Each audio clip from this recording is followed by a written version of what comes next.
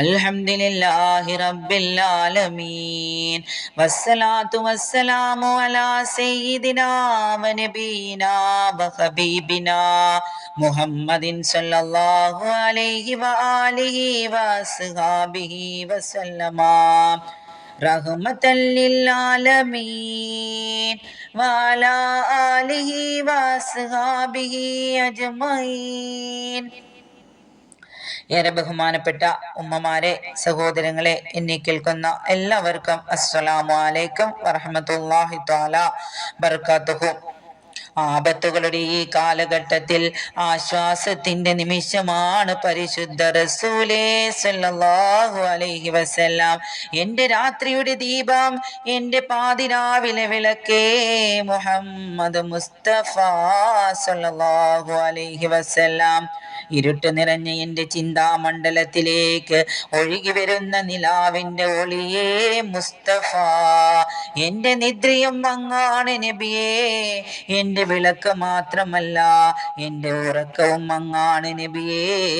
പരിശുദ്ധ റസൂൽ സല്ലല്ലാഹു അലൈഹി വസല്ലം ഉന്നതമായ മാതൃക പോലെ, പൂർണ്ണത പോലെ, മനുഷ്യന്റെ സമഗ്രത പോലെ, അവസാനിക്കാത്ത പ്രഭാകഥനം പോലെ, തീരാത്ത സ്നേഹപ്രഭാവം പോലെ, ആ ഉന്നത മഹത്വത്തെ സാക്ഷാത്കരിക്കാൻ സാധിക്കാത്തതെന്തോ ആ മാതൃകയല്ലോ അങ്ങ് പരിശുദ്ധ മുസ്തഫ സല്ലല്ലാഹു അലൈഹി വസല്ലം. ഒരിക്കൽ പുണ്യ റസൂലിനോട് സയ്യിദിനാ അബൂബക്കർ സിദ്ദീഖ് റളിയല്ലാഹു അൻഹു ചോദിക്കുകയാണ്, അല്ലാഹുവിന്റെ റസൂലേ, അങ്ങയുടെ തലമുടി ചിലത് നരയ്ക്കാൻ തുടങ്ങിയിട്ടുണ്ടല്ലോ, എങ്ങനെയാണ് ഈ പ്രായത്തിൽ ഈ നര വന്നത്?